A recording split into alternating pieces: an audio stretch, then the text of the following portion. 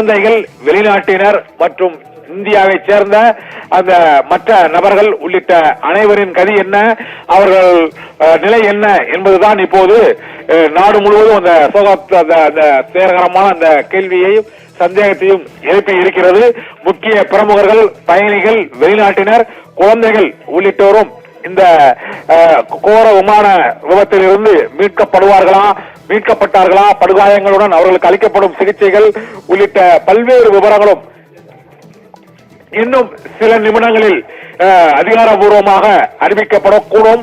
இந்த விமானத்தில் குஜராத் மாநிலத்தின் முன்னாள் முதலமைச்சர் விஜய் ரூபானி மற்றும் வெளிநாட்டைச் சேர்ந்தவர்கள், பெண்கள், குழந்தைகள் உள்ளிட்ட 200க்கும் மேற்பட்டவர்களின் அந்த பட்டியல், விமானத்தில் பயணித்தவர்களின் பட்டியல் நமது தொலைக்காட்சியில் அந்த வெளியிடப்பட்டுக் கொண்டிருக்கிறது.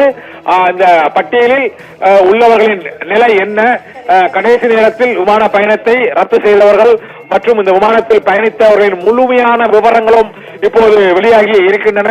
விபத்து ஏற்பட்ட அந்த பகுதியில் தொடர்ந்து மீட்பு பணிகள் நடைபெற்றுக் கொண்டிருக்கின்றன.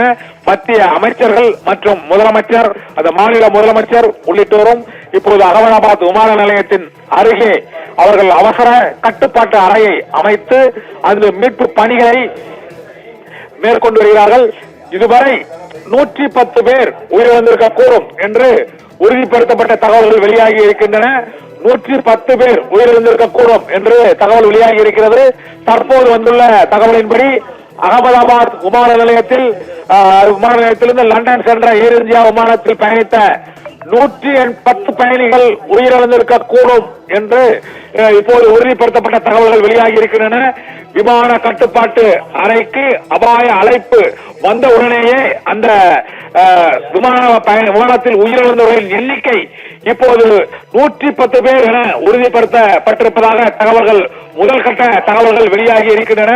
அகமதாபாத் விமான நிலையத்தில் லண்டன் செல்லவிருந்த ஏர் இந்தியா விமானம் கோர விபத்துக்குள்ளான அந்த விபத்தில் இப்போது 110 பேர் வரை இதுவரை உயிரிழந்திருக்கக்கூடும் என்று தகவல் வெளியாகி இருக்கிறது. விமான விபத்து ஏற்பட்ட பகுதிக்கு மத்திய உள்துறை அமைச்சர் அமித்ஷா இன்னும் சில நிமிடங்களில் அவர் செல்ல இருப்பதாகவும் தகவல் வெளியாகி இருக்கிறது. மிகவும் இக்கட்டான ஒரு சூழ்நிலையை விளக்க பயன்படுத்தக்கூடிய அந்த பேரிடர் மீட்பு பணி அகமதாபாத் விமான நிலையத்தை சுற்றி விரைவுபடுத்தப்பட்டிருக்கிறது.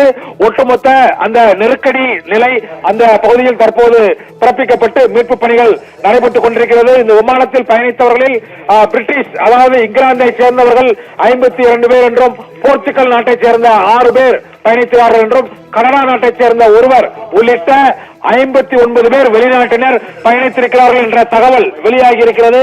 பிரிட்டிஷ் பீப்புள் 52, போர்ச்சுகல் நாட்டைச் சேர்ந்தவர்கள் 6 பேர், கனடா நாட்டைச் சேர்ந்த ஒருவர் என 59 பேர் வெளிநாட்டினர் இந்த விமானத்தில் பயணித்திருக்கிறார்கள்.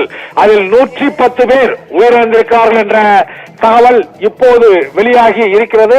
மீட்பு பணிகள் விரைவாக மேற்கொள்ளப்பட்டு வருகின்றன. விமான நிலையத்தின் அருகிலேயே அந்த விமானம் தரை இறங்கியதால் அதில் சிக்கியுள்ளோரை மீட்பதற்கான பணிகள் தொடர்ந்து நடைபெற்று வருகின்றன.